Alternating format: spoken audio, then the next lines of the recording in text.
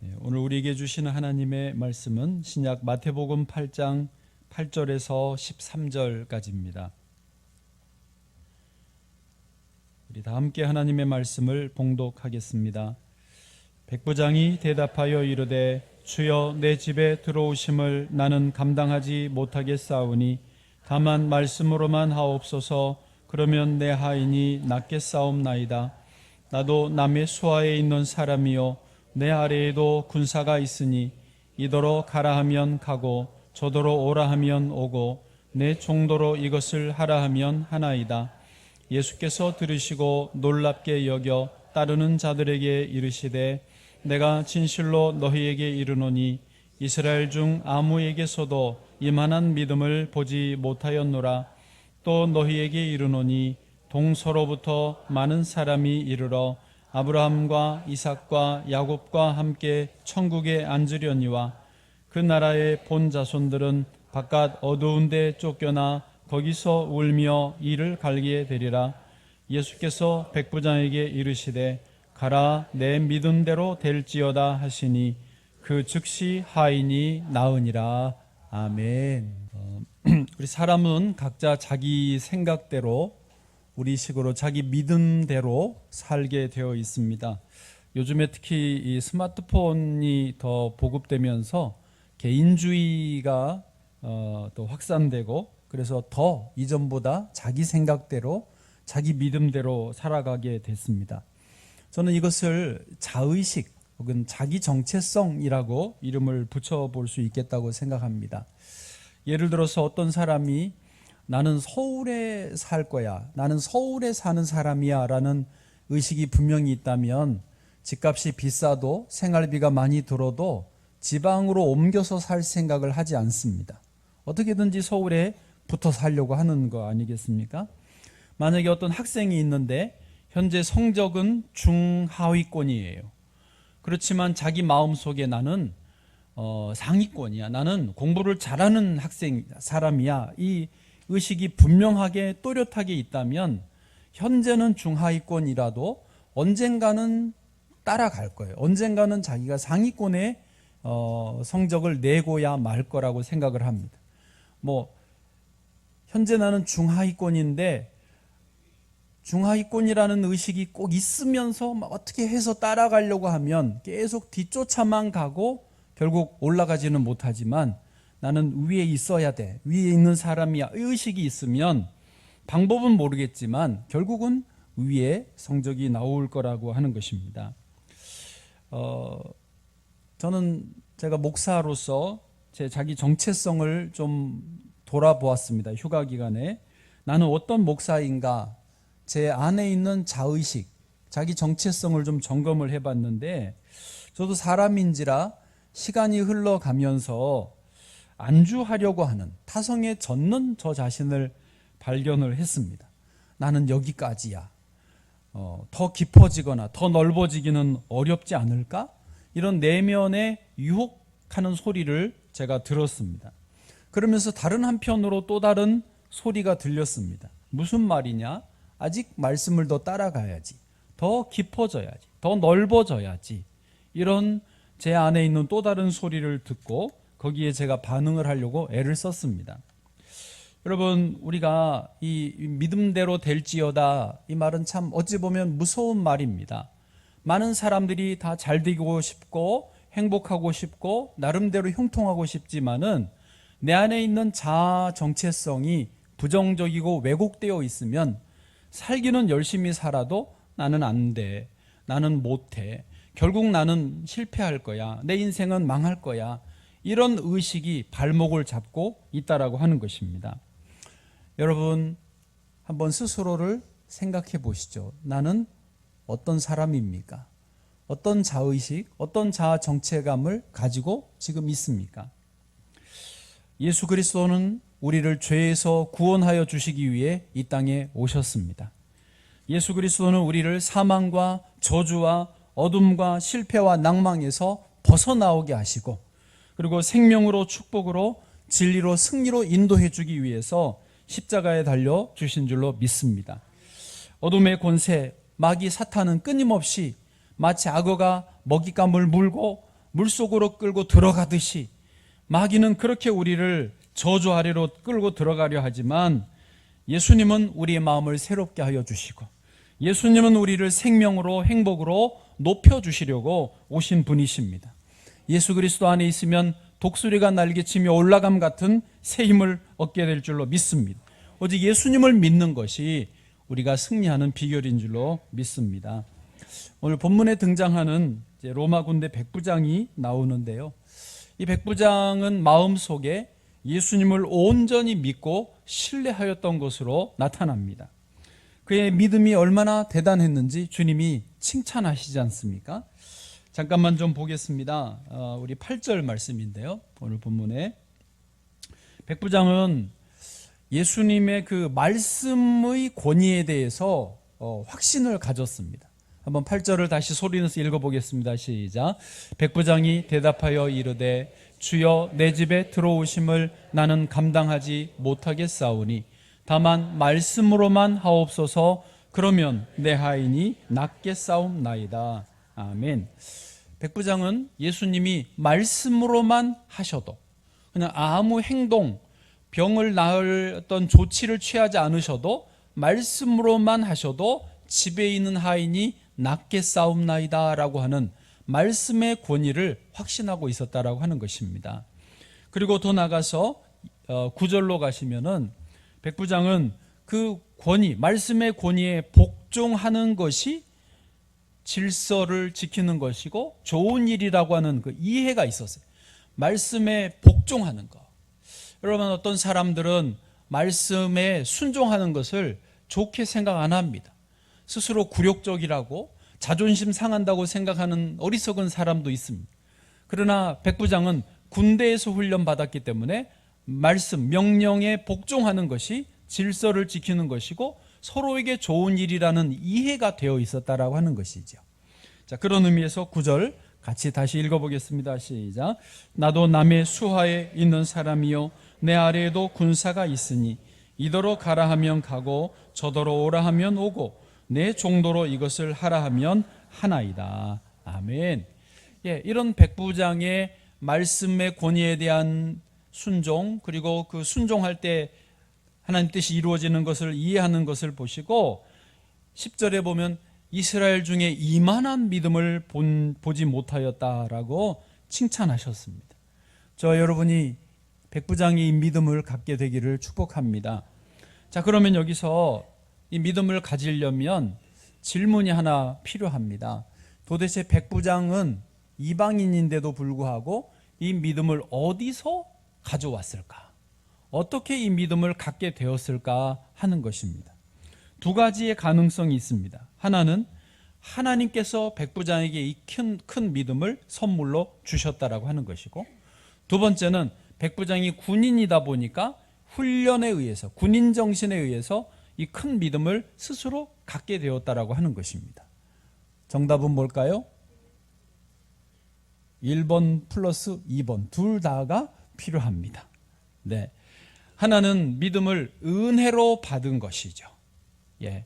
그리고 두 번째는 그 은혜로 받은 믿음을 자기가 점점 더 키워 나갔다라고 하는 것입니다. 훈련에 의해서요. 우리 성경 고린도전서 12장 9절에 보시면 믿음이 은사, 선물로 주신다라는 것을 표현하고 있습니다. 다른 사람에게는 같은 성령으로 믿음을, 어떤 사람에게는 한 성령으로 병 고치는 은사를, 병 고치는 은사와 같이 믿음도 은사라는 것입니다. 은사란 말은 선물이거든요. 에베소서 2장 8절은 더 분명하게 말씀합니다. 너희는 그 은혜에 의하여 믿음으로 말미암아 구원을 받았으니 이것은 너희에게서 난 것이 아니요 하나님의 선물이라. 아멘. 저와 여러분이 믿음이 있으시다면 그 믿음은 하나님이 선물로 주신 것입니다. 아멘. 누구나 믿음은 선물로 받아요. 예. 그리고 그 믿음을 백부장은 군인으로서 훈련을 받으면서 군인 정신이 있었잖아요. 그래서 그 믿음을 순종하는 믿음으로 키워갔던 것입니다. 아까 읽으셨던 9절에서 그렇게 표현했죠. 나도 남의 수하에 있는 사람으로서 하면서 명령하면 오라 하면 오고 가라 하면 가고, 이게 믿음의 어떤 훈련이거든요. 백부장은 훈련을 통해서 믿음을 키워냈던 것입니다. 자, 그러면 저와 여러분도 이 방법을 써야 되겠죠. 믿음은 기본적으로 하나님이 저와 여러분에게 선물로 주신 것입니다. 그리고 받은 믿음을 가만히 두지 마시고 훈련하여서 키워나가야 될 줄로 믿습니다. 믿음을 훈련하지 않으면요, 망하는 일이 있습니다. 그 사례가 출애굽했던 이스라엘 백성들입니다. 노예로 살던 애굽에서 하나님이 해방을 시켜서 광야로 나오게 했습니다. 은혜를 받았어요. 믿음을 기본적으로 받았어요. 그런데 광야에서 믿음을 훈련하지 못하니까 그들은 결국 광야에서 다 죽고 약속의 땅에 들어가지 못했던 것입니다. 분명 그들은 광야에서 홍해가 갈라지는 것도 봤습니다. 불기둥 구름기둥으로 하나님이 지켜주시는 것도 경험했어요. 만나와 메추라기로 먹여주시는 것도 체험했습니다. 반석에서 생수가 나오는 것도 경험했단 말이에요. 요즘 정수기에서 받아먹는 물과는 비교도 안 되는 생수를 주셨단 말이에요. 그런데도 이스라엘 백성들은 계속해서 하나님을 원망하고 불평하고 반역을 저지릅니다. 예, 왜 그랬을까요? 애굽에서 노예로 400년 동안 지내면서 노예의 근성은 계속해서 원망하는 거예요.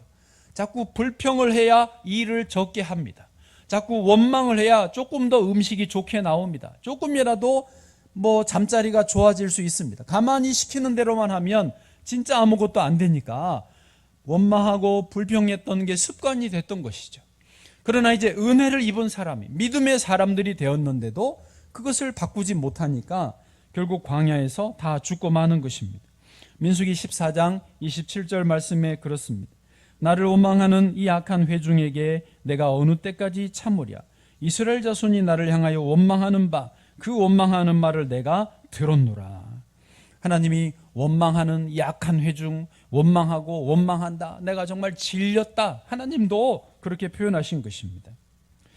저와 여러분은 은혜로 믿음을 받았다면 그 믿음을 훈련하여서 큰 믿음이 되게 하시기를 축복합니다. 자, 그러면 오늘 이제 본문에 의거해서 믿음을 훈련하는 방법 3가지를 좀 나누어 보겠습니다. 첫 번째는요, 정체성을 분명히 하라는 것이죠. 아이덴티티. 나는 누구인가?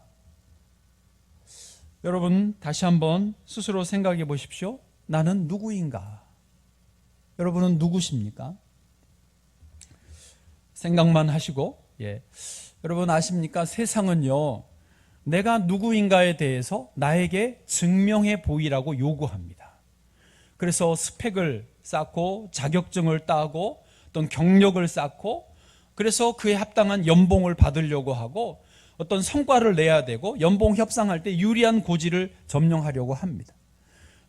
내 자녀가 어디 다닌다, 우리 집이 어디에 산다, 내가 연봉이 얼마다, 끊임없이 세상은 나를 스스로 증명하게 요구하고 그렇게 살아가고 있습니다. 그런데 그거 아십니까? 하나님 아버지는요, 우리에게 내가 누구냐라고 증명하라고 하지 않으십니다. 오히려 하나님 아버지께서 내가 누구라고 증명해 주십니다. 여러분 집에 자녀가 있다면 너가 내 아들인지 증명해라 라고 하는 부모가 어디 있습니까? 세상은 그런 법은 없습니다. 오히려 부모님이 너는 내 사랑하는 딸이야, 너는 내 사랑하는 아들이야, 내가 너 때문에 살아, 너무너무 좋아 라고 부모님이 자녀를 기뻐하고 증명하지 않습니까?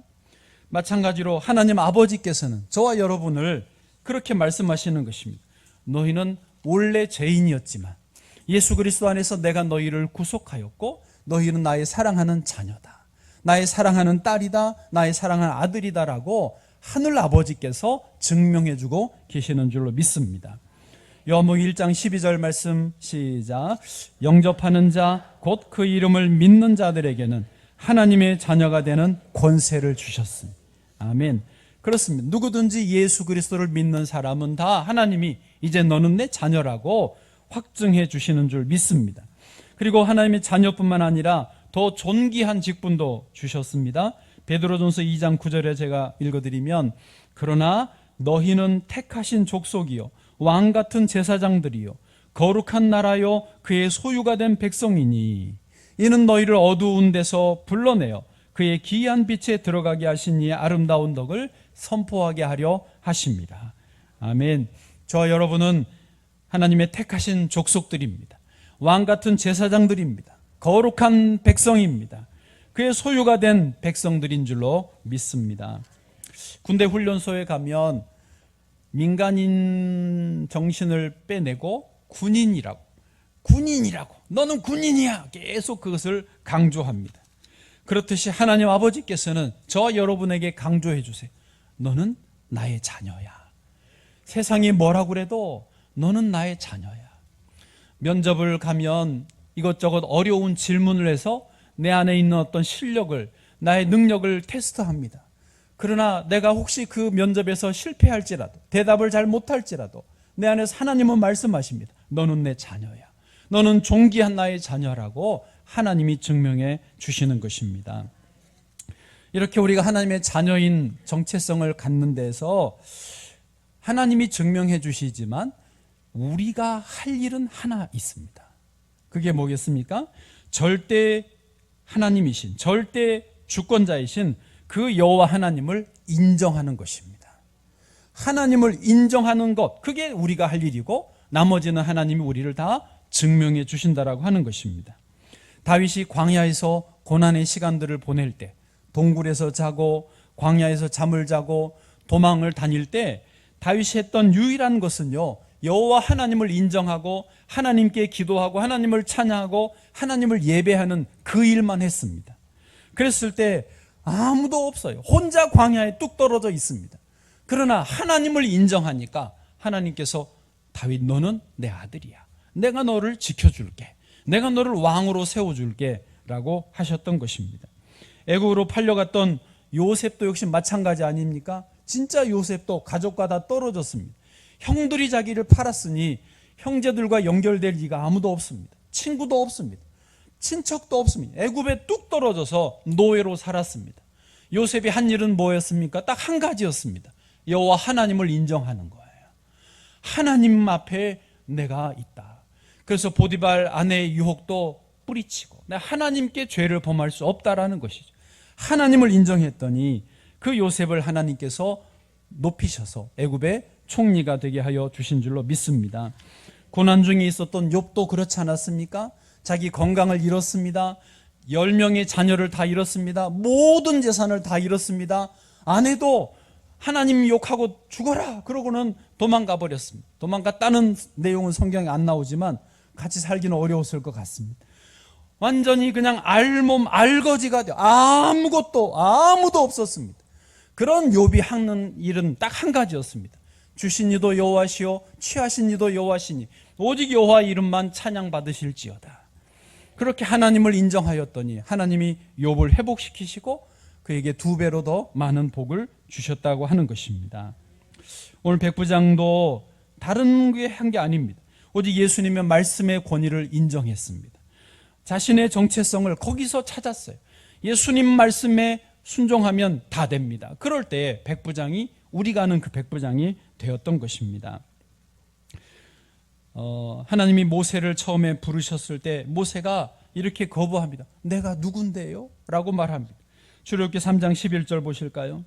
모세가 하나님께 아뢰되 내가 누구이기에 바로에게 갑니까? 내가 누군데 이스라엘 자손을 애굽에서 인도하여 냅니까? 라고 내가 누군데요? 난 누군지도 모르겠어요 라고 말합니다. 그럴 때 하나님이 대답해 주시죠. 3장 12절에 하나님이 이르시되 내가 반드시 너와 함께 있으리라. 여러분 내가 누군지 모르시겠습니까? 예, 세상에서는 고아처럼 광야에 홀로 동떨어진 그냥 선인장 나무, 가시나무처럼 그렇게 혼자 합니다.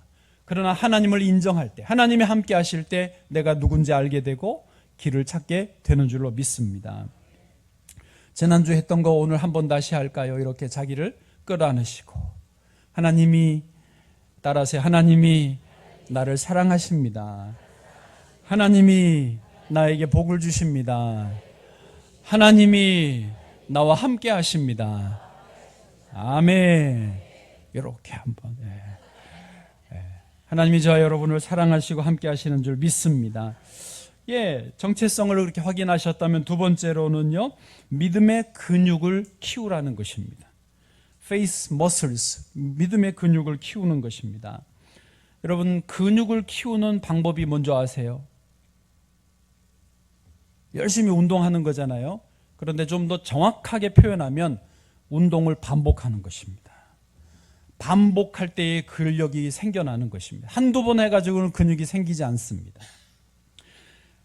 그리스도의 군사된 우리는 믿음의 훈련을 계속해야 믿음의 근육이 자라게 되는 것입니다.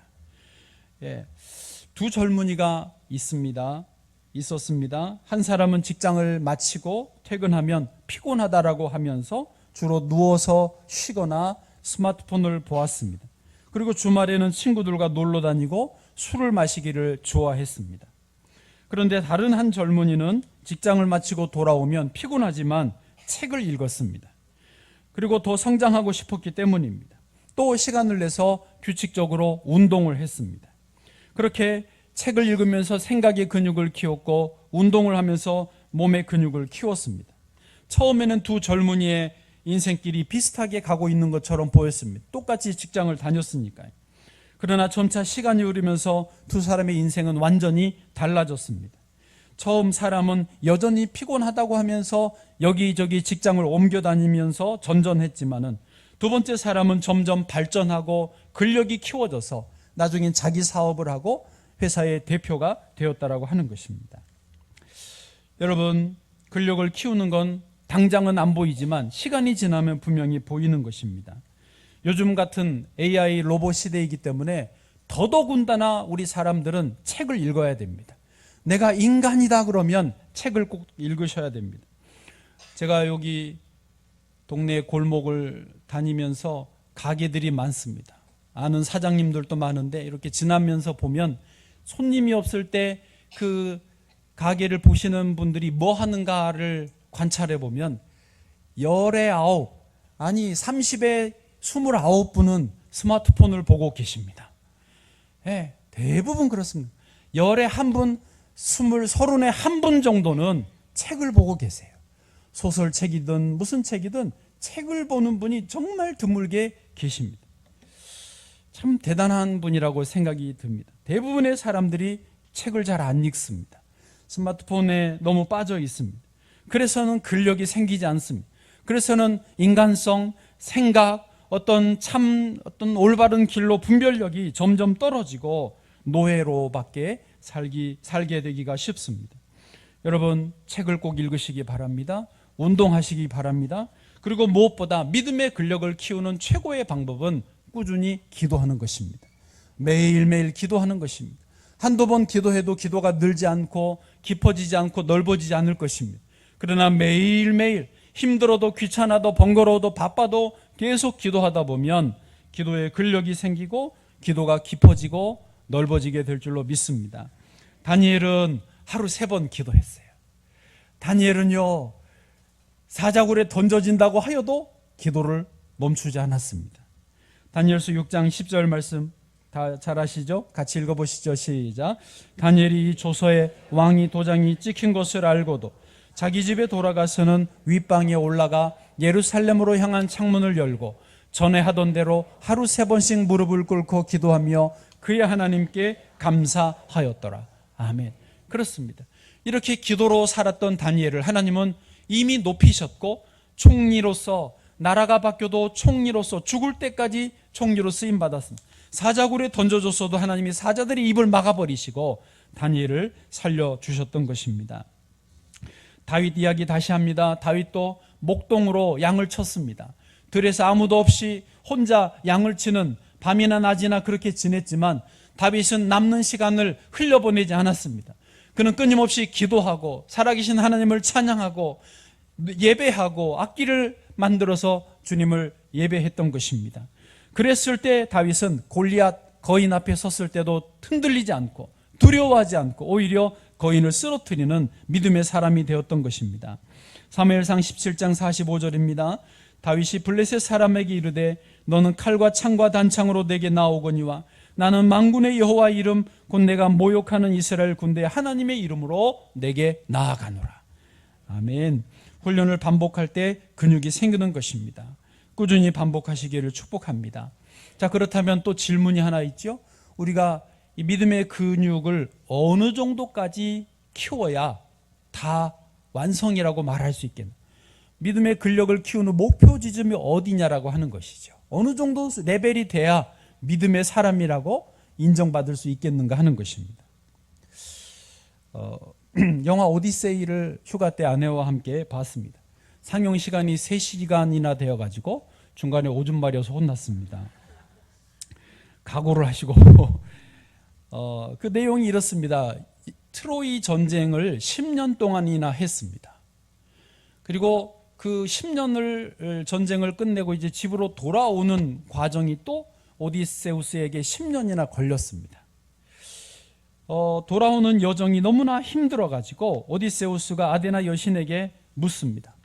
왜 신들은 우리가 이해할 수 있는 방식으로 말하지 않습니까? 여러분, 이거 우리 그리스도인들이 하는 질문과 비슷하지 않습니까? 왜 하나님은 좀 알아듣게 말씀 안 해주시나요? 좀 분명하게 여기야, 왼쪽이야, 뭐 노란 딱지를 잡어, 이렇게 좀 말해주시면 참 좋을 것 같은데 알 듯 말 듯 말씀하신다는 것이죠. 어쨌든 오디세우스는 그 돌아오는 10년 과정 길이 굉장히 험난했습니다. 풍랑을 만나고 그런 그 거인들을 만나서 부하들을 잃고 그러다 결국은 자기 혼자만 남게 됩니다. 그래서 갈립소라고 하는 섬에 갈립소 여신 꾀임에 빠져서 그 섬에서 7년이나 허비하고 맙니다. 그래서 총 10년이 걸린 셈이었는데요. 7년이나 허비한 다음에 그래도 돌아가고 싶다고 하니까 칼립소 여신이 오디세우스에게 마지막 조언을 해줍니다. 뭐라고 하냐면, 그동안 오디세우스는 신들에게 자꾸, 이제 그리스 신화 세계니까 신들에게 자꾸 저항하고 반항하고 자연의 또 바다의 그 흐름에 자꾸 저항하면서 이겨먹으려고 했던 거거든요. 그러다가 시간을 보내고 험악한 세월을 보내고 부하들을 다 잃었어요. 근데 이제 혼자 남았는데 칼립소 여신이 마지막 제안을 이렇게 합니다. 뭐라고 하느냐? 모든 것을 통제하려 하거나 신을 이기려는 마음을 내려놓고 살아가라. 제가 그 스틸컷을 좀 찾아서 보여드리려고 애를 썼는데 그게 아직 상영 중이라 공개가 안 됐어요. 어떤 장면이 거기에서 이제 마지막으로 나오냐면 이 오디세우스가 그의 조언을 받아들여요. 그래서 바닷가에 흩어진 나무 쪼가리들, 뗏목들, 조각들을 모아가지고 자그마한 볼품 없는 뗏목을 만들어요. 그동안은 큰 배를 타고 다녔는데도 파괴되고 죽고 그랬거든요. 자그마한 뗏목, 볼품 없는 뗏목을 만들어서 그거를 끌고 바다로 나갑니다. 그리고 뗏목 위에 자기를 눕히고 모든 걸 맡겨요. 노도 없고 돛도 없고 뭐 엔진도 없지만 그냥 바다에, 자연에, 하나님의 손에 자기를 온전히 인생을 맡기는 거죠. 그래서 영화니까 더 그러겠지만 묘하게 장면이 파도가 그를 확 덮치면서 휙 하더니 그렇게 그리워하던 고향 땅 해안가에 몸이 누워져 있는 거예요. 드디어 본향으로 돌아온 것입니다. 그 장면이 굉장히 인상적이지 않습니까? 저분들은 본 것 같아요. 그렇죠? 오줌 참고 잘 봤어요. 네. 그 장면이 있습니다. 여러분, 그거예요. 믿음의 근육을 온전히 어디까지 키워야 되느냐? 내가 나를 주장하려 하지 않고 상황을 내가 통제하려 하지 않고 모든 것을 하나님 손에 맡기는 거예요. 이게 믿음의 근력을 온전히 키운 사람들입니다. 예수님은 두 소경들이 쫓아올 때에 분명히 물으십니다. 내가 너희의 눈을 뜨게 해줄 줄을 믿느냐? 주여 믿나이다. 온전히 주님을 믿고 맡기고 신뢰할 때에 그들의 눈이 떠졌던 것입니다. 그처럼 주님은 우리가 온전히 주님을 의지하기를 원하십니다.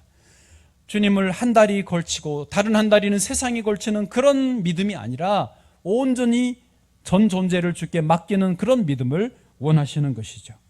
그것처럼 백부장이 말씀만 하셔도 그대로 되는 줄 믿는 그 믿음일 때에 우리는 기적을 체험하고 쉴만한 물가로 인도함을 받는 줄로 믿습니다. 영상 하나 보고 말씀을 또 이어가겠습니다.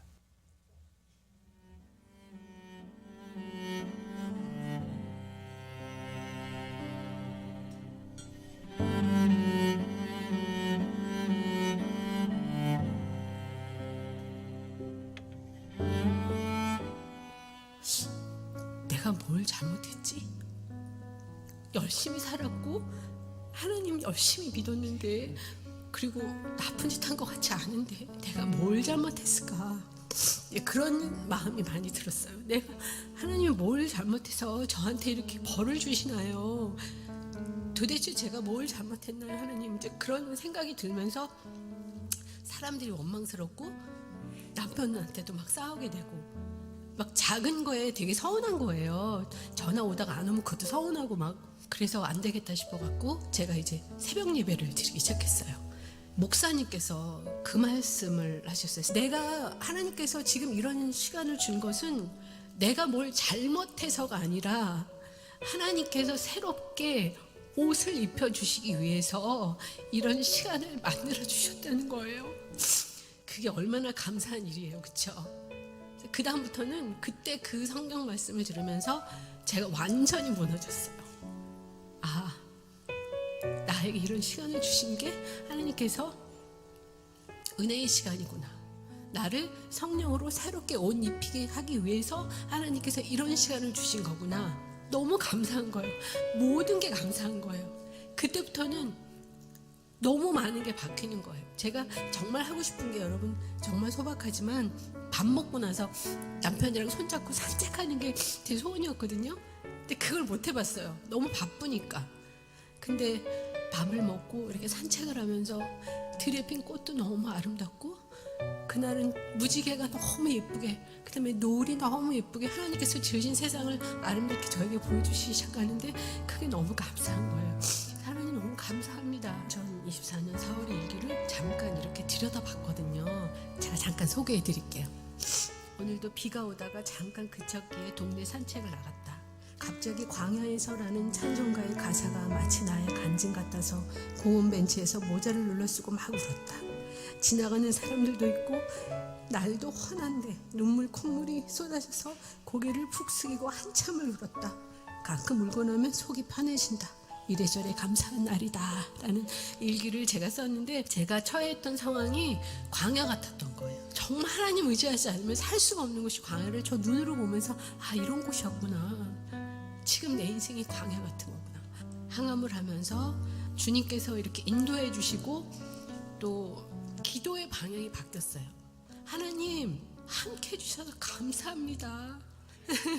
이렇게 기도가 바뀌게 되더라고요. 그러면서 하나님께서 제 인생에, 제 삶에 지금까지 저를 이렇게 만들어 주셨고, 모든 사람 앞에 이렇게 서게 하셨고, 이렇게 하나님 계획이시구나. 주님께 기도하고 주님 의지하면서 살아갈 수 있도록 그렇게 인도하여 주시옵소서라는 기도의 방향이 이렇게 바뀌고, 제 인생의 표대가 달라졌어요. 그 광야 같은 인생이라는 표현을 많이 하잖아. 맞아.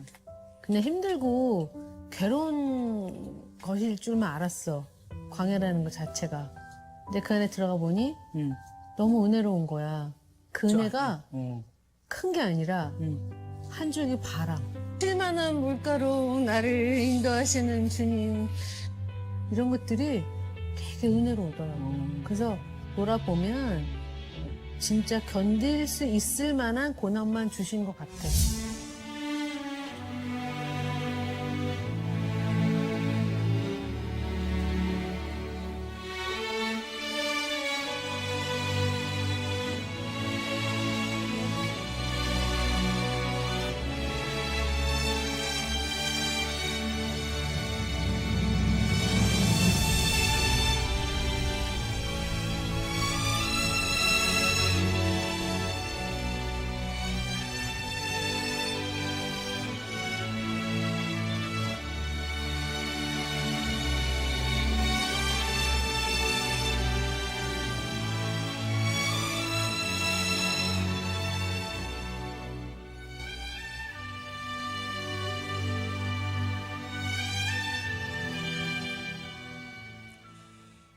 여러분, 붙들고 있는 그것을 주님께 맡겨드리시기를 바랍니다. 온전한 믿음의 근육이 자리 잡힐 때 쉴만한 물가에 그 평안을 누리게 되실 줄로 믿습니다. 마지막 세 번째, 이제 삶에 적용하라는 거예요. 믿음을 마음에 생각만 갖고 있지 말고 삶에 실제로 적용을 해야 되는 것이죠. 여러분, 작은 것부터 하시면 됩니다. 처음부터 대단한 것을 하실 필요는 없어요. 하나님이 그렇게 요구하지도 않으십니다. 딱 오늘 하루만 주님께 맡겨보세요. 하루도 많으면 1시간, 요 일하는 요것만 주의 손에 맡겨보십시오. 아침에 아이들을 학교 보내면서 아이들 머리에 손 얹어서 기도해 주시면 오늘 하루 하나님이 아이의 하루를 주의 손에 맡겨드립니다. 예수님 이름으로 축복하고 기도합니다. 아멘. 그 작은 것부터 해보십시오. 아침에 출근하시면 사무실에 앉아서 인터넷부터 열지 말고 스마트폰부터 열지 말고 앉아서 잠깐 기도해 보십시오. 하나님 오늘 하루를 인도해 주세요. 학교에 가서 책상에 앉으면 하나님 오늘 첫 시간만이라도 주의 손에 의탁합니다. 지혜를 주시고 깨닫게 해주세요. 작은 것부터 맡기고 적용해 보시기를 바랍니다. 점점 하나님 앞에 그 믿음이 증명이 되고 또 표현이 되고 열매로 맺어지게 될 줄로 믿습니다.